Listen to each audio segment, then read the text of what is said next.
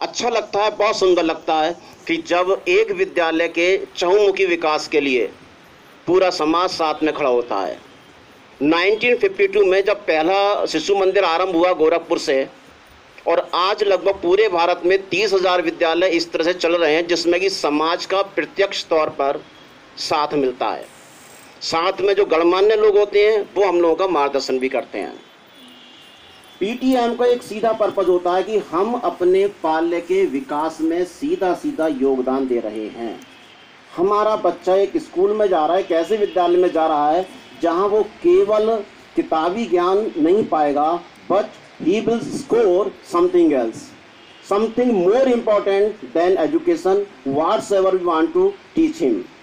उससे ज़्यादा किताबी ज्ञान से ज़्यादा सबसे बड़ा ज्ञान क्या होता है? वो होता है हमारे वैल्यूज़, हमारी मोरल वैल्यूज़ और हमारा कल्चर, जो हमारी संस्कृति है उसका ज्ञान।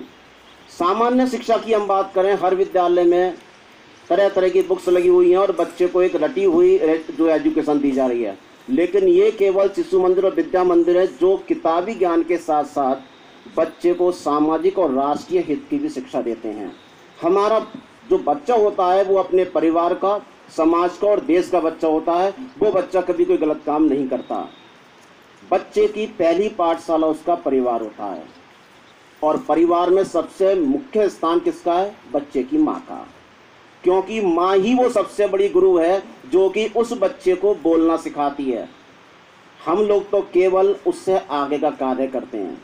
जब एक बच्चा भगवान कृष्ण जो एक बार अपनी माँ यशोदा से बोले, मैया मैं तो चंद्र खिलौना ले हूँ, अड़ गए, माँ मैं दूध नहीं पीऊँगा जब तक मुझे चंद्र खिलौना, ये चंदा मामा नहीं मिलेंगे, मैं तब तक दूध नहीं पीऊँगा, कुछ नहीं खाऊँगा। माँ परेशान।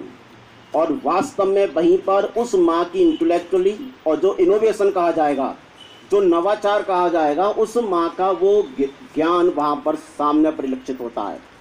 कैसा ज्ञान? कि माँ ने एक परात में पानी भर दिया और उसमें उस चंद्रमा का अक्ष उसने दिखा दिया, बोले बेटा ये ले। बच्चा खुश हो गया। तो बच्चे की पहली पाठशाला उसकी माँ है। रॉबर्ट एब्राइट एक इतने विद्वान, इतने महान साइंटिस्ट हुए, लेकिन वो अकेला बालक था अपने माँ बाप का। पूरे मोहल्ले पड़ोस में उसके साथ कोई खेलने वाला नहीं था। तब उसकी माँ ने, जो उसकी एक सबसे अच्छी शिक्षिका बनी, उसकी माँ उसके लिए मार्केट से नई नई बुक्स लाती थी और उन बुक्स के माध्यम से उसने उस बच्चे के लिए एक टास्क देती थी, लक्ष्य देती थी कि बेटा तुम्हें इस पुस्तक को पढ़ने के बाद में ये काम करना है।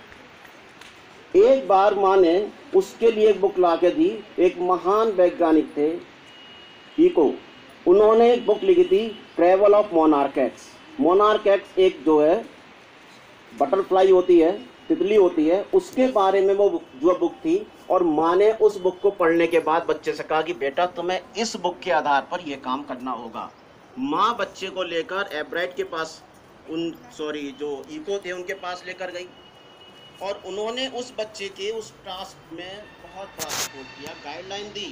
गुरु ने केवल गाइडलाइन दी, लेकिन उसकी मुख्य जो गाइडेंस किसकी थी? उसकी माँ की थी। लेटर ऑन उस बच्चे ने विज्ञान में इतनी खोज की कि आज भी उस वैज्ञानिक का नाम स्वर्ण अक्षरों में अंकित है, थॉमस अल्वा एडिसन, जिसकी वजह से आज हम रात में अपना स्विच ऑन करें बल्ब का, लाइट का, तो हम देख पाते हैं।